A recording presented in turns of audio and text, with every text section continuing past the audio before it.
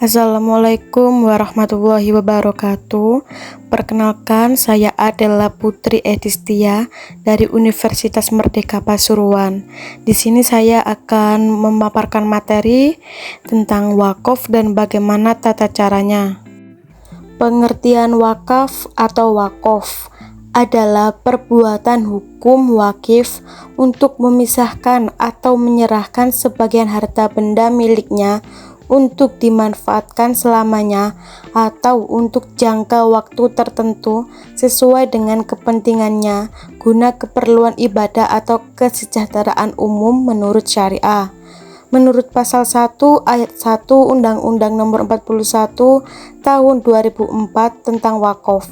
Wakaf diatur dalam pasal 16 Undang-Undang Nomor 41 Tahun 2004. Manfaat wakaf diantaranya bermanfaat sebagai salah satu usaha mewujudkan dan memelihara hablum minallah dan hablum minan nas. Wakaf bermanfaat akan menjadi bekal bagi kehidupan si wakif atau orang yang berwakaf di hari kemudian. Wakaf sebagai suatu institusi keagamaan, di samping berfungsi ubudiyah juga berfungsi sosial. Tata cara wakaf. Yang pertama, wakif atau kuasanya datang menghadap Kepala Kantor Urusan Agama atau KUA dan PPAIW. Yang kedua, membawa dokumen asli kepemilikan tanah, surat keterangan tidak dalam sengketa atau perkara. Yang ketiga, tidak terbebani segala jenis sitaan atau tidak dijaminkan dari instansi yang berwenang. Yang keempat, nama dan identitas diri, wakif, nazir, dan saksi. Yang kelima, wakif atau kuasanya mengucapkan ikrar wakaf kepada nazir dengan disaksikan oleh 2 orang saksi di hadapan pejabat pembuat wakaf tanah, yaitu Kepala KUA. Yang keenam, PPAIW menerbitkan AIW rangkap 7 untuk disampaikan kepada wakif, nazir, mauquf-alaih, Kepala Kantor Kementerian Agama Kabupaten atau Kota, Kantor Pertanahan Kabupaten atau Kota, Badan Wakaf Indonesia, dan instansi yang berwenang lainnya. Yang ketujuh, PPAIW menerbitkan surat pengesahan nazir. Yang ke-8, PPAIW atau nazir mengajukan pendaftaran nazir kepada Badan Wakaf Indonesia.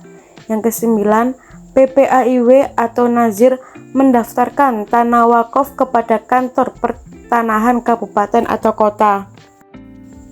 Permasalahan dalam wakaf ialah tidak jelasnya status tanah wakaf yang diwakafkan sebelum adanya ketentuan pensertifikatan atau pendaftaran tanah wakaf secara resmi.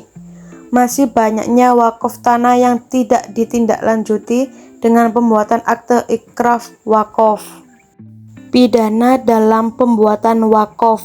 Penyelesaiannya terdapat pada pasal 67 Undang-Undang Nomor 41 Tahun 2004. 1.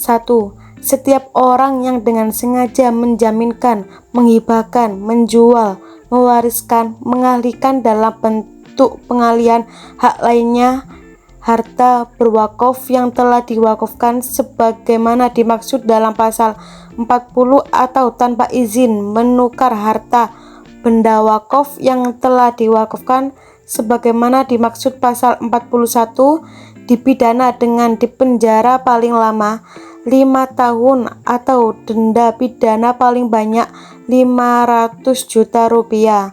Yang kedua, setiap orang dengan sengaja mengubah peruntukan harta benda wakaf tanpa izin sebagaimana dimaksud dalam pasal 44, dipidana dengan pidana penjara paling lama 4 tahun dan denda paling banyak 400 juta rupiah.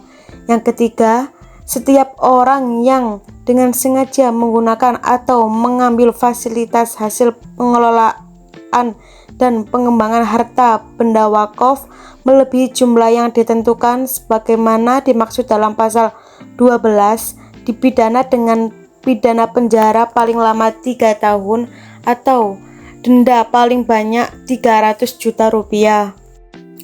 Kewenangan pengadilan agama. Upaya penyelesaian adalah melalui upaya musyawarah. Pasal 62 Undang-Undang Nomor 41 2004 dijelaskan bahwa yang dimaksud dengan mediasi adalah penyelesaian sengketa dengan bantuan pihak ketiga atau mediator yang disepakati oleh pihak yang bersengketa. Dalam hal mediasi tidak berhasil menyelesaikan sengketa, maka sengketa tersebut dapat dibawa kepada Badan Arbitrase Syariah. Dalam hal Badan Arbitrase Syariah tidak berhasil menyelesaikan sengketa, maka sengketa tersebut dapat dibawa ke pengadilan agama.